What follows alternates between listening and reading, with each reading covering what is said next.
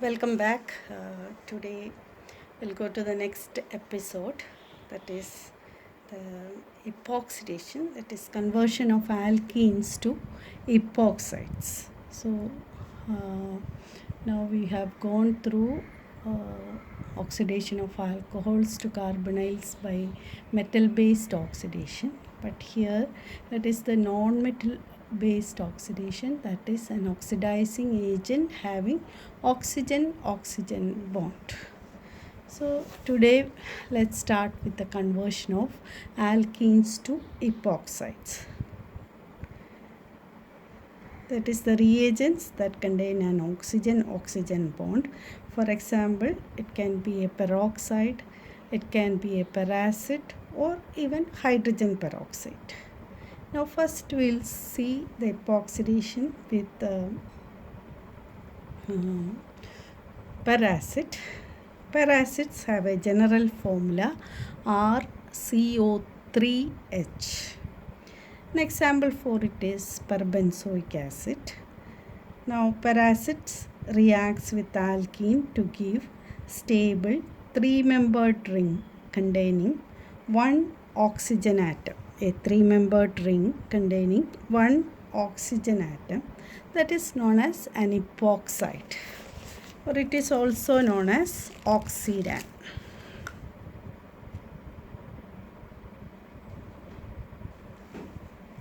The reaction is believed to take place by transfer of oxygen atom from peracid to alkene.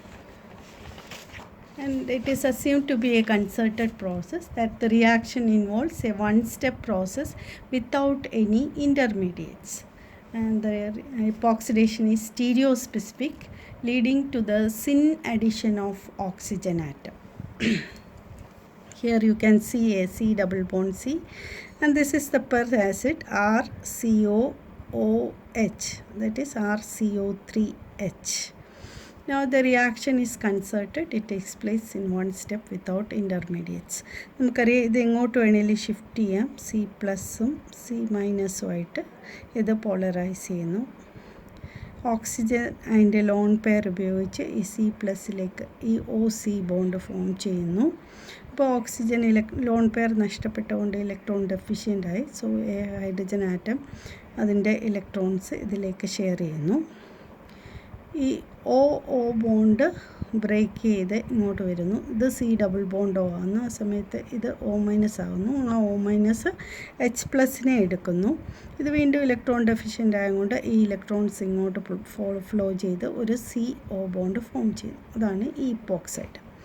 അപ്പം ഇത് shift ചെയ്യുന്നു. C plus C minus oil lone pair electrons ഇങ്ങോട്ട് പോകുന്നു, ഒരു bond form ചെയ്യുന്നു.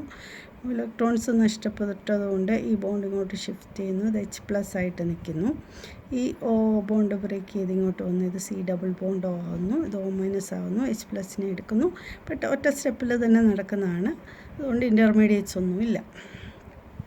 ഇനി rate of the reaction രണ്ട് വിധത്തിൽ നമുക്ക് ഇൻക്രീസ് ചെയ്യാം.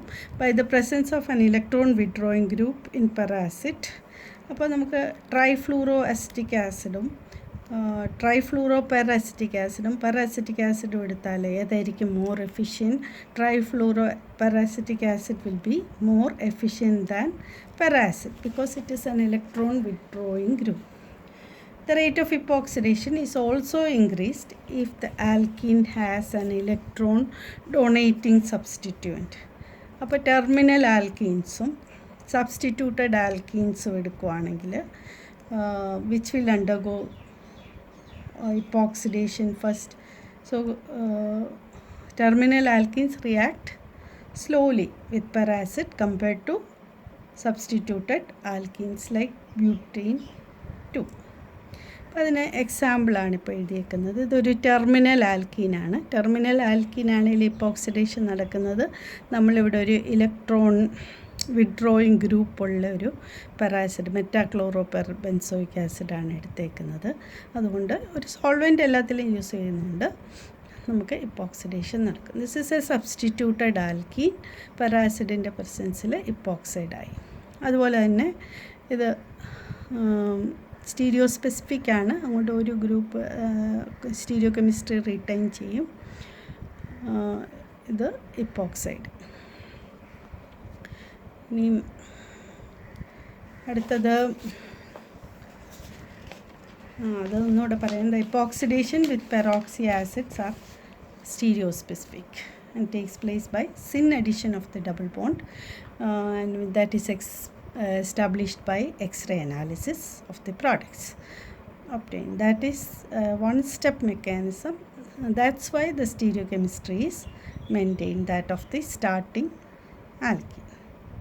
Since there is no opportunity for the rotation about the carbon-carbon double bond, that is cis trans stereochemistry is maintained. ഇപ്പോൾ സിസ് ആൽക്കീൻ എടുക്കുകയാണെങ്കിൽ നമുക്ക് സിസ് ഇപ്പോക്സൈഡ് ആയിരിക്കും കിട്ടുക. ട്രാൻസ് ആൽക്കീൻ എടുക്കുകയാണെങ്കിൽ ട്രാൻസ് ഇപ്പോക്സൈഡ് ആയിരിക്കും എടുക്കുക. അടുത്തത് ഐസൊലേറ്റഡ് ആൽക്കീൻസിൽ നമുക്കിവിടെ ഒരു കോൺജുഗേറ്റഡ് ബോണ്ടും ഉണ്ട്, ഇവിടെ ഒരു ഐസൊലേറ്റഡ് ഡബിൾ ബോണ്ടും ഉണ്ട്. കാണാമോ? Isolated alkenes undergo epoxidation before conjugated alkene. അപ്പോൾ ഐസൊലേറ്റഡ് ആയിട്ടുള്ള ബോണ്ട് ഇതാണ്, അപ്പോൾ അതായിരിക്കും ഇപ്പോക്സൈഡായിട്ട് മാറുക. കോൺജുഗേറ്റഡ് ബോണ്ടുണ്ട്, ഐസൊലേറ്റഡ് ബോണ്ട് ഉണ്ടെങ്കിൽ അതായിരിക്കും മാറുക.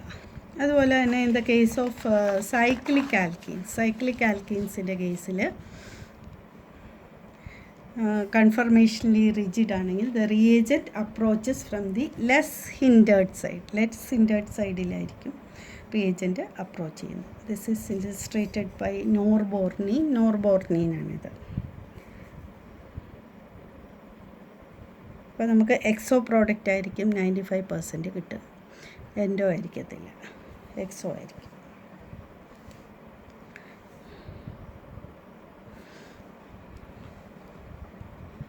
ഇതും നമുക്ക് സബ്സ്റ്റിറ്റ്യൂട്ടഡും നോൺ സബ്സ്റ്റിറ്റ്യൂട്ടഡ്, ഇതൊരു ടെർമിനൽ ആൽക്കീൻ പൊസിഷനാണ്, ഇത് സബ്സ്റ്റിറ്റ്യൂട്ടഡ് എൻഡ് ആയിരിക്കും. സബ്സ്റ്റിറ്റ്യൂട്ടഡ് എൻഡ് ആയിരിക്കും ഇപ്പോക്സിഡേഷൻ നടക്കുന്നത്. ഇപ്പോക്സിഡേഷൻ, ഈ പെറോക്സി ഇപ്പോക്സിഡേഷനെ നമ്മൾ പ്രിൽ ഷാജു റിയാക്ഷൻ എന്നും വിളിക്കും. പ്രിൽ ഷാജു റിയാക്ഷൻ കാണാമോ നിങ്ങൾക്ക്? അപ്പോൾ പെറോക്സൈഡ് ഇൻഡ്യൂസ്ഡ് ഇപ്പോക്സിഡേഷൻ പോലെ തന്നെയാണ്. ഇനി നമുക്ക് പെറോക്സൈഡ് ഉപയോഗിക്കാം. അതുപോലെ തന്നെ പെറോക്സൈഡ്സിൽ നമുക്ക് ഹൈഡ്രജൻ പെറോക്സൈഡും ഉപയോഗിക്കാം. അല്ലെങ്കിൽ നമുക്ക് ഏതെങ്കിലും ഒരു ടെർഷ്യറി ബ്യൂട്ടൈൽ പെറോക്സൈഡോ അല്ലെങ്കിൽ ഒരു ആൽക്കൈൽ പെറോക്സൈഡ് നമുക്ക് ഉപയോഗിക്കാം. The reaction of peroxides with alkene is probably the most common method for the preparation of epoxides. Preparation of epoxides ന് ഏറ്റവും കോമൺ ആയിട്ട് ഉപയോഗിക്കുന്നത് നമ്മൾ പെറോക്സൈഡ് ഇൻഡ്യൂസ്ഡ് എപ്പോക്സിഡേഷൻ. പെറോക്സൈഡ്സ് നമ്മളിപ്പോൾ ഹൈഡ്രജൻ പെറോക്സൈഡ് എടുത്തിട്ടുണ്ട്, അതുപോലെ തന്നെ ഒരു ആൽക്കൈൽ പെറോക്സൈഡും എടുത്തിട്ടുണ്ട്. Mechanism is similar. ഇതിങ്ങോട്ട് ഷിഫ്റ്റ് ചെയ്യുന്നു, ഇവിടെ നിന്ന് ഇങ്ങോട്ട് പോകുന്നു, ഇതിങ്ങോട്ട് വരുന്നു, ഇതിങ്ങോട്ട് പോകുന്നു, ഈ ബോണ്ട് ഷിഫ്റ്റ് ചെയ്യുന്നു, ഇത് എച്ചിനെ എടുക്കുന്നു. അപ്പോൾ നമ്മളൊരു ആൽക്കൈൽ പെറോക്സൈഡ് ഉപയോഗിക്കുന്നെങ്കിൽ നമുക്കൊരു ആൽക്കഹോളായിരിക്കും കിട്ടുന്നത്. സമയം ഇവിടെ ഇപ്പോൾ ഹൈഡ്രജൻ പെറോക്സൈഡാണ് ഉപയോഗിച്ചത്. ഹൈഡ്രജൻ പെറോക്സൈഡ് ആണെങ്കിൽ നമുക്ക് വാട്ടർ ആയിരിക്കും കിട്ടുന്നത്. അതേസമയം നമ്മൾ പെറാസിഡാണ് ഉപയോഗിക്കുന്നെങ്കിൽ നമുക്ക് ഒരു ബൈ പ്രോഡക്റ്റ് എന്ന് പറയുന്നത് ഇതിൻ്റെ കൂടെ കിട്ടുന്നത് RCOOH,